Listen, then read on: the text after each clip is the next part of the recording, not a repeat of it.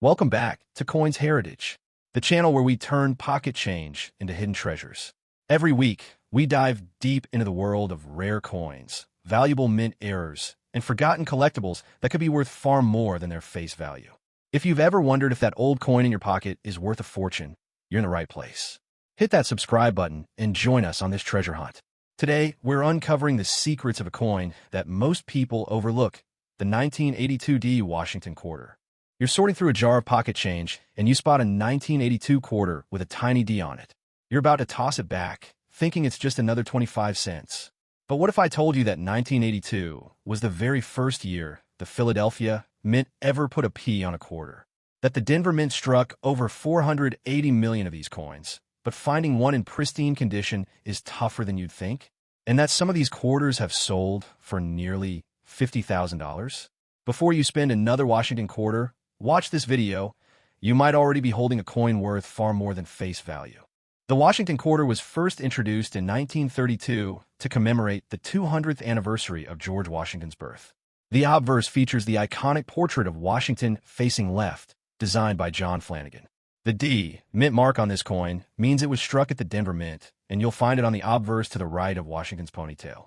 The reverse shows a large eagle with wings fully extended, clutching a bundle of arrows, with United States of America at the top and quarter dollar at the bottom. Designer John Flanagan initials JF appear at the base of Washington's neck. The coin is composed of 75% copper and 25% nickel over a pure copper center. It weighs 5.67 grams, measures 24.3 millimeters in diameter, and has a reeded edge. To truly understand this coin, you have to understand 1982. It was a year of transition for the U.S. Mint. The first year Philadelphia placed a P mint mark on quarters. But here's what makes the 1982D particularly interesting. The U.S. Mint did not produce official uncirculated mint sets that year. This scarcity of preserved sets makes finding high-grade specimens from the Denver Mint particularly challenging compared to other modern eras. The Denver Mint struck 480,042,788 of these quarters. That's a massive number, but circulated examples up to about MS65 are very common. MS66 examples are much more difficult to obtain. And MS67 examples? Those are very difficult to find. Anything grading higher than MS67 is considered rare. So what's this quarter actually worth? In circulated condition, you're looking at between 30 cents and 85 cents. In pristine, uncirculated condition, it can sell for as much as $195. But the real treasures are the high-grade specimens. Great Collections has sold 102 of a 1982D Washington quarter over the past 16 years, at prices ranging from $7 to an incredible $46,125. The PCGS price guide values an MS67 example at around $125, but auction results can far exceed that for exceptional specimens. While 1982D doesn't have the famous double die errors that affect all 1982 quarters due to a master die issue, there are still errors to watch for. The most dramatic is the wrong planchet error, where a quarter was accidentally struck on a nickel planchet. These coins are noticeably smaller and lighter.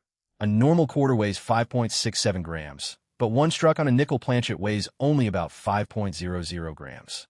These can sell for several hundred to over $1,000.